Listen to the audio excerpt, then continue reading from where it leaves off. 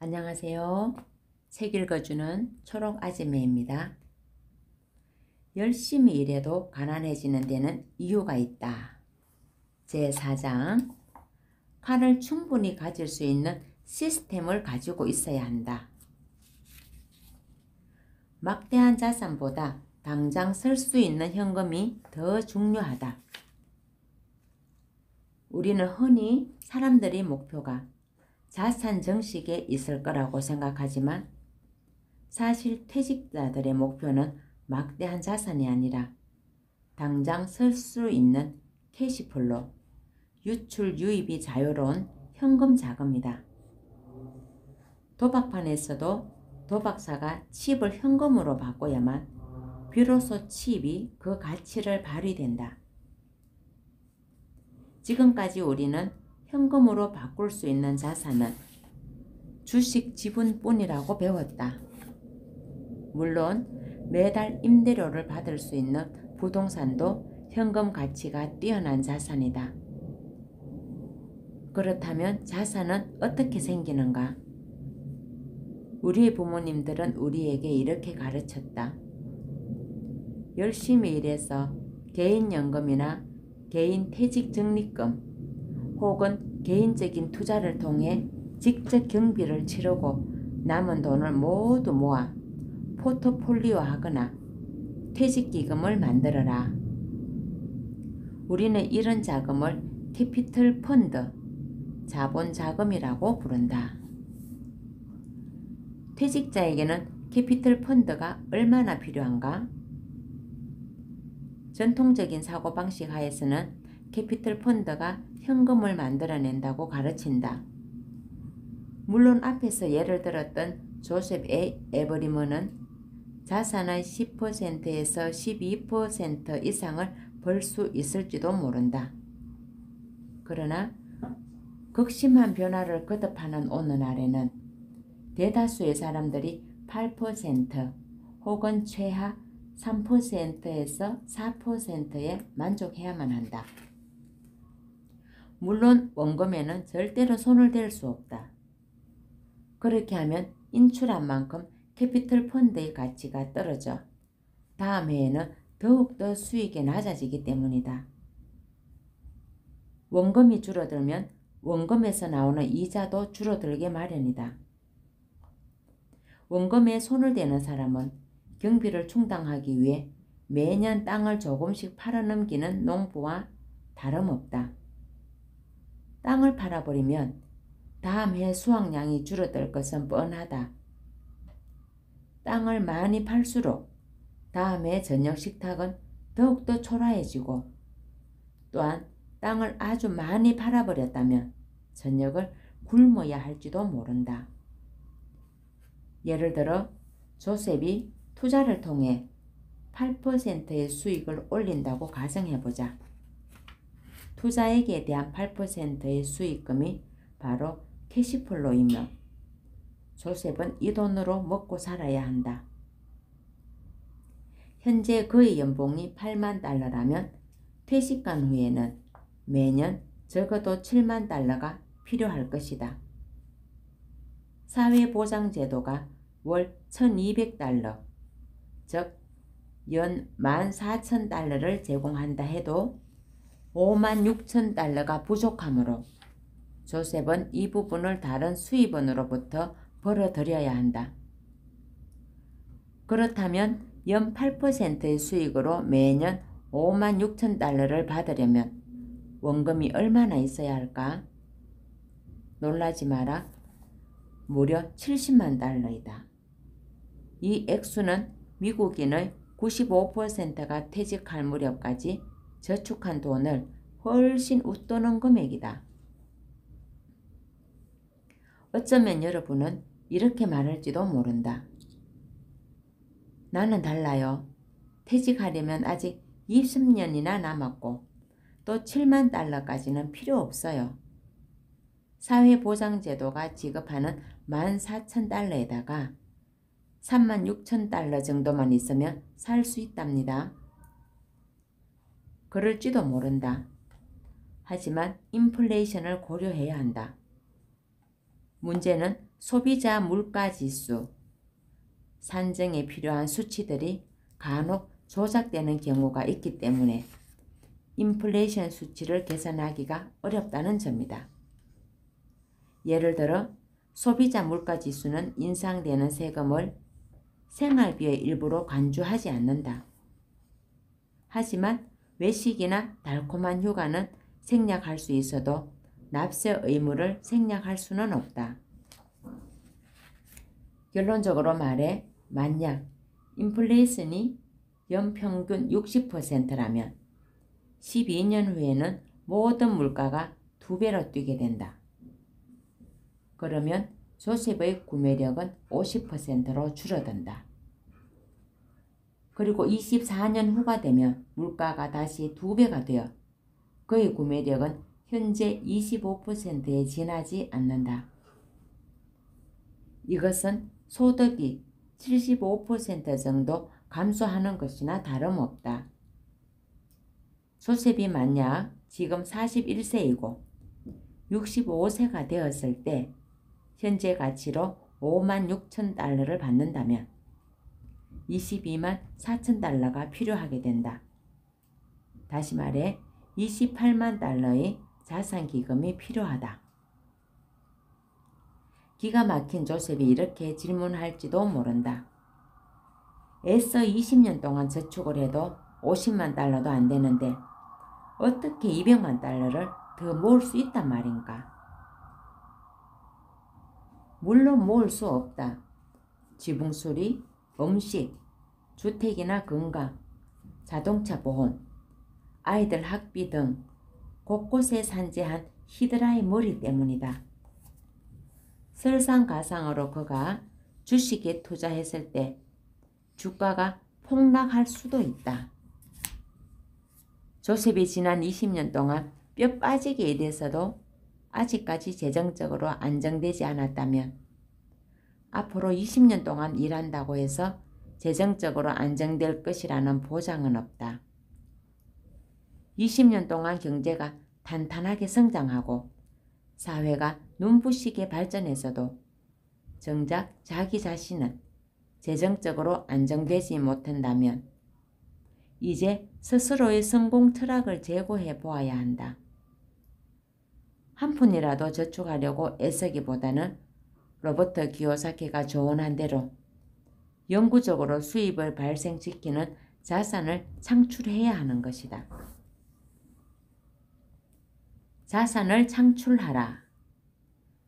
나이가 들어감에 따라 우리에게는 가족과 함께 지낼 만한 충분한 시간과 근심을 몰아내고 욕구를 채워줄 넉넉한 돈이 필요하다.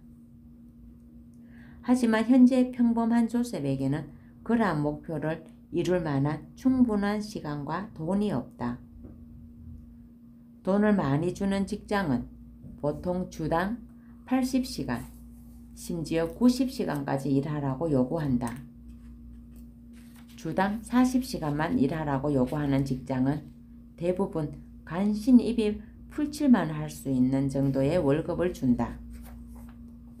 한 직장에 의존하는 사람은 오로지 한 가지 자산, 즉 자기 자신, 자신의 시간, 자신의 일만 소유하게 된다. 질병, 노후, 실직, 퇴직을 대비하고 긴 휴가를 가질 여유가 없다. 요컨대 무노동 무임금인 셈이다.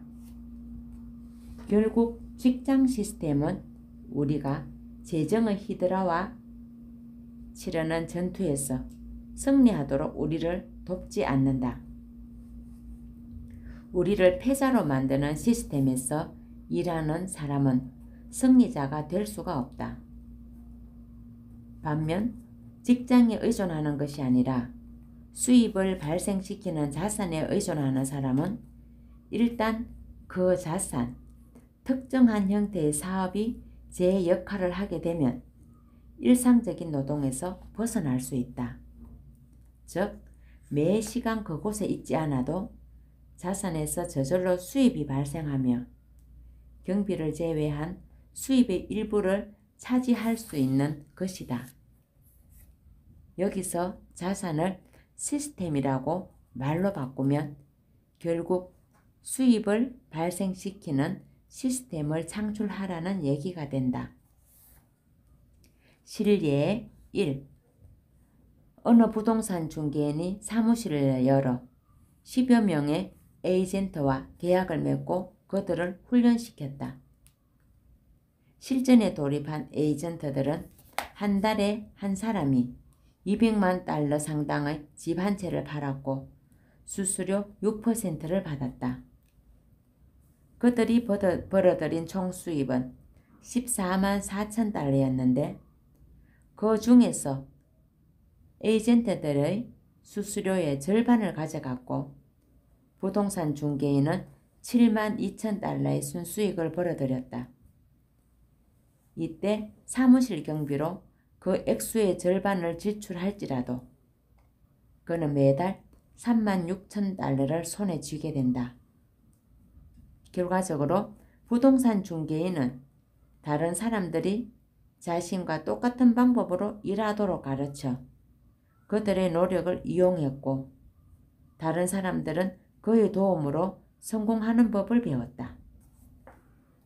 실례 2.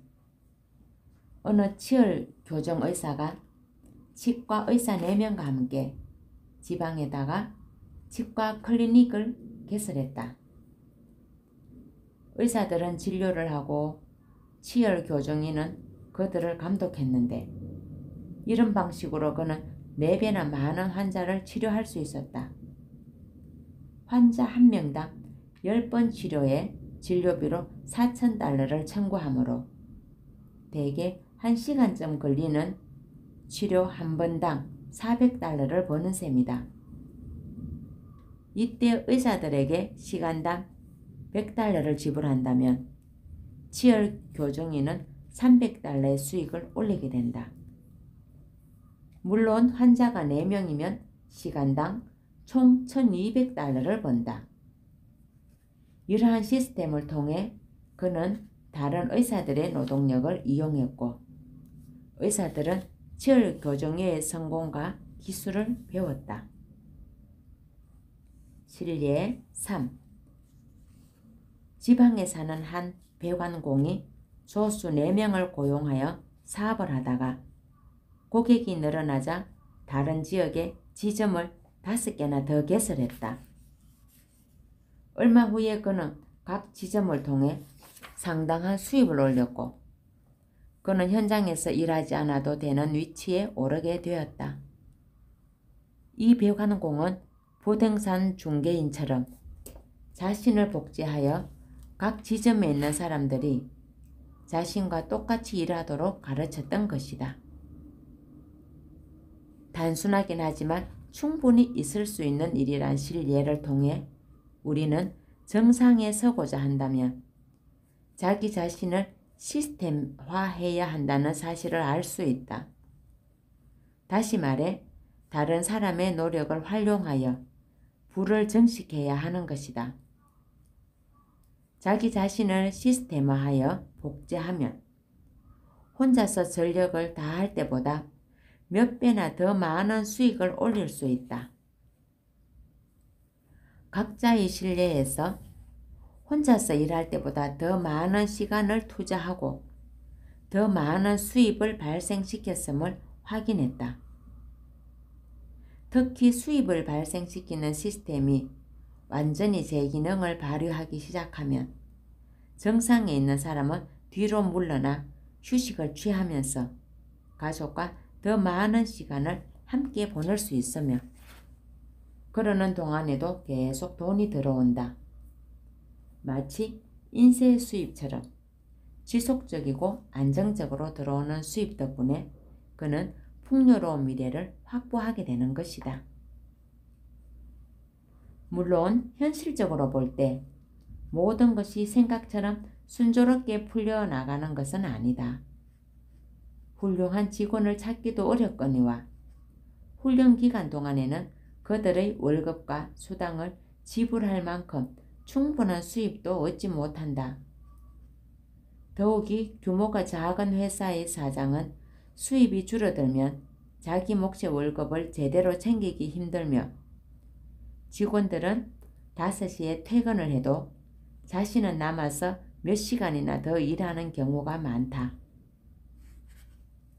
하지만 소규모일지라도 인내력을 발휘하여 개인의 생산성을 복제하는 시스템을 꾸준히 활용한다면 사업자는 마침내 직장에서 일하는 것보다 더 많은 시간과 돈을 얻게 된다.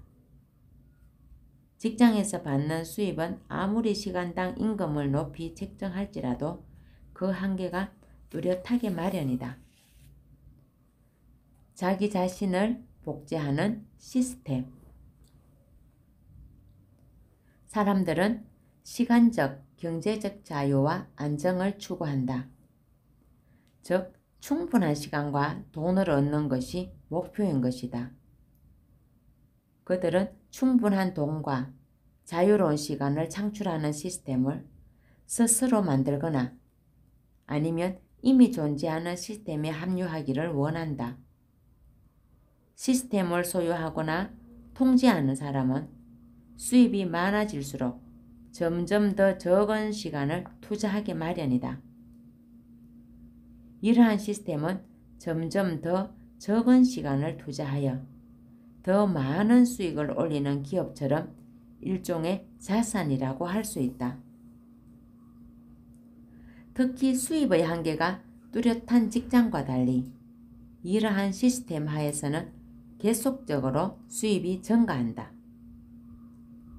심지어 사업이 일정 궤도에 올랐으면 초기에 기울였던 노력을 중단해도 수입은 계속해서 증가한다. 결국 이러한 수입은 영구적인 로얄티 수입이라고 말할 수 있다. 그리고 이 수입은 분명한 상한선이 있고 퇴직하거나 일을 못하면 받을 수 없는 직장 수입과는 완전히 다르다. 임대 수입보다는 소유가 낫다. 자기 집을 소유하는 것과 임대하는 것 중에서 어느 편이 더 좋을까? 재정적인 측면에서 볼 때 당연히 소유가 낫다. 주택담보대출금을 갚으면 완전히 자기 자산이므로 자유롭게 재산권을 행사할 수 있고 또한 가격 인상분만큼의 혜택이 돌아오기 때문이다. 자동차를 소유하는 것과 빌리는 것 중에서 어느 편이 더 좋을까? 물론 소유이다.